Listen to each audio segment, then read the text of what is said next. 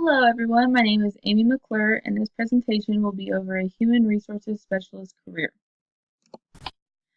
So as you can see on the screen, there are two pictures that briefly touch on the responsibilities of someone who works in the Human Resources Department.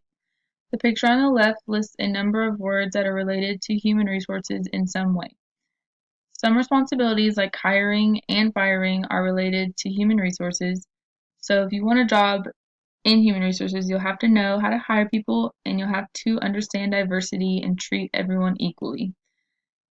The picture on the right shows some key elements related to human resources like job design, selection and placement. So you'll have to hire the person you think will do the best job and fit into that company well. And other key elements are compensation and rewards and diversity management. So diversity management is again just treating everyone equally and treating everyone the same. So the future projected growth for a human resources specialist is 7% from 2016 to 2026, and the major area of growth is expected to be in the employment services industry.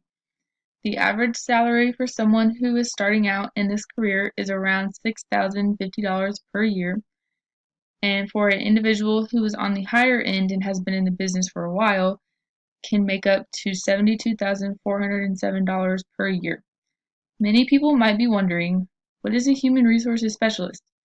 Their main job function is to recruit, screen, interview, and place workers. So recruiting is trying to get people to want to take this job. So they tell them all the benefits, they tell them all the good things about this job. So they'll be like, oh, I want to do that. And screening people is just a screen interview. It's usually the first interview that someone does. And they look at your resume and they ask you just a bunch of different questions. And if they like you, you'll usually get a second interview or a third interview. And that's the third phase, is just a whole bunch of interviews. And if they really like you, then they place the workers. So they place you in the department of the job or of the company that they think you'll fit well into. And other responsibilities of the human resources specialist may be employee relations, compensation and benefits, and training. So employee relations is just making sure all the employees like working there and they feel comfortable to come talk to you if they need anything. If there is an employee who has an issue with another employee, human resources most likely deals with that. Compensation and benefits is medical insurance and all the benefits that you will receive while working there. And training is obviously training them to do the job that they hired you for. So like any job, there are challenges within this career. Some of these challenges include technology taking the place of human resources specialists. With the advancement of technology, some tasks of this job will not be needed for humans. Another is the demand of diversity in the workplace, so treating everyone the same and to not be biased towards anyone. Another challenge is the increasing levels of employee turnover rate, so the rate at which people leave an organization. One more challenge is increased demand for certain job functions. And the last challenge is always playing catch up at work and falling behind. That is a big challenge because always falling behind at work can cause a lot of stress, and stress is obviously not good. But this job, like many others, can cause a little bit of stress. So candidates with bachelor's degrees and certifications will have the best outcome when looking for a job in this field of work. The degree requirements on this presentation are for the University of Central Oklahoma. Other schools may vary in the degree requirements, but they're usually the same. So for someone who wants to be a human resources specialist, they will need to obtain a bachelor's degree in business administration and major in human resources management.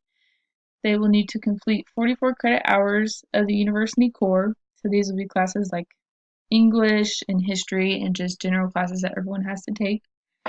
Next, they will need 63 hours for major requirements, which is accounting 1 and 2, principles of marketing, and business communication.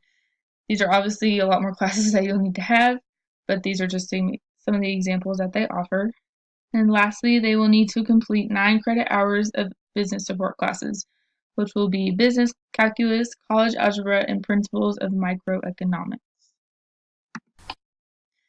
So the history of human resources is an interesting one. It started off with ancient armies, and the ruler of these armies structured them as powerful organizations that did tasks without any education or knowledge.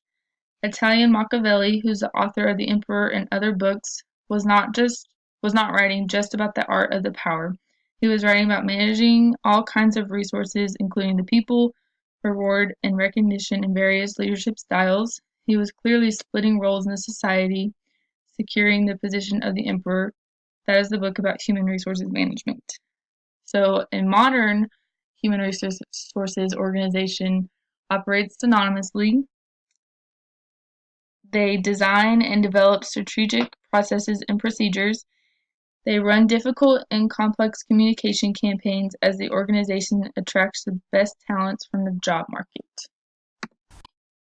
And this is my Works Cited page, so this is where I got all my information from, and I hope you enjoyed it.